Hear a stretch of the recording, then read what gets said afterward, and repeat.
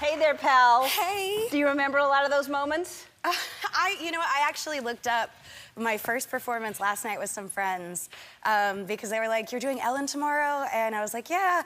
They were like, "How many times have you done it?" And this is my 10th time. Yeah. So I was like, it was so cool to tell them that. And I was like, I've known her since I was like 15.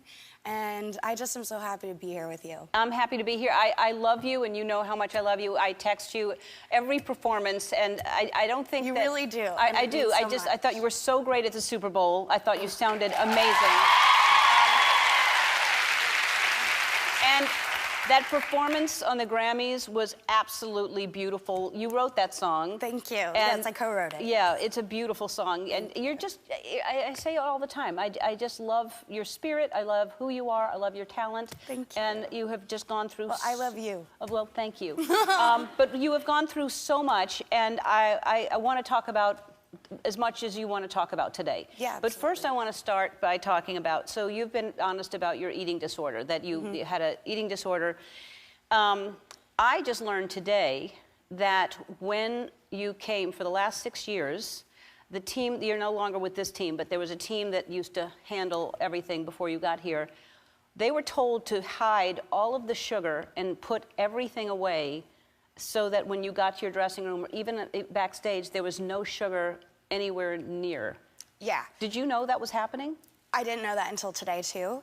But I lived a life for the past 6 years that I felt like wasn't my own, because I struggled really hard with an eating disorder, yes, and that was my primary problem, and then it turned into other things. But my life, I just felt it was so... And I hate to use this word, but I felt like it was controlled by so many people around me that if I was in my hotel room at night, they would take the phone out of the hotel room so I couldn't call room service.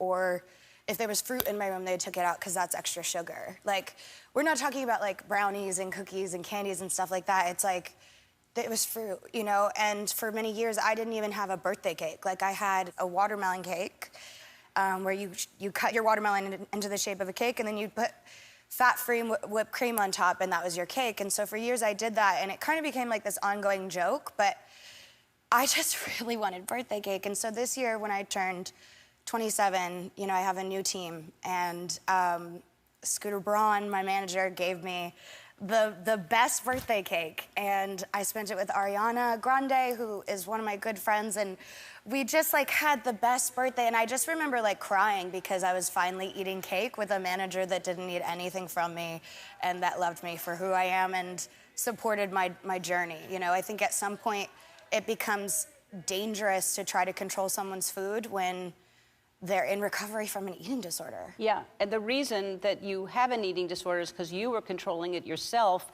trying to, you know, Portia wrote a book about this, Yes. and she got down to 80 pounds. This is before I met her, but she almost died. She got down to 80 pounds, and she had decided to not withhold anymore, so she gained weight with anything she ate. Like and when I met her, she was at her heaviest at 160 pounds, and I didn't notice it. That's when I fell in love with her, and she was scared that I would meet her at 165 pounds when I just thought she was a beautiful person. And you are a beautiful person, and you need to eat whatever you want to eat and not withhold from... That's how your body, you know, figures it out. Yeah, and I had a moment this Saturday where I spent it alone. It was a Saturday night, and I was like, you know what, it's a self-care night.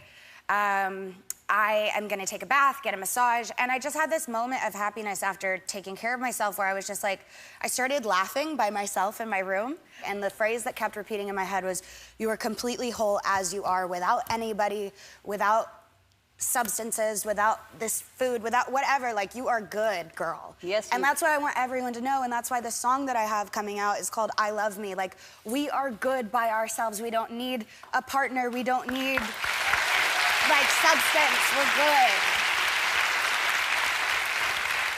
You are good. We're going to take a break. We're going to talk about the relapse, and we're going to talk about everything that that you are, which is magnificent. Thank you. We'll be right back. Hi, I'm Andy. Ellen asked me to remind you to subscribe to her channel so you can see more awesome videos, like videos of me getting scared or saying embarrassing things, like ball peen hammer, and also some videos of Ellen and other celebrities. if you're into that sort of thing.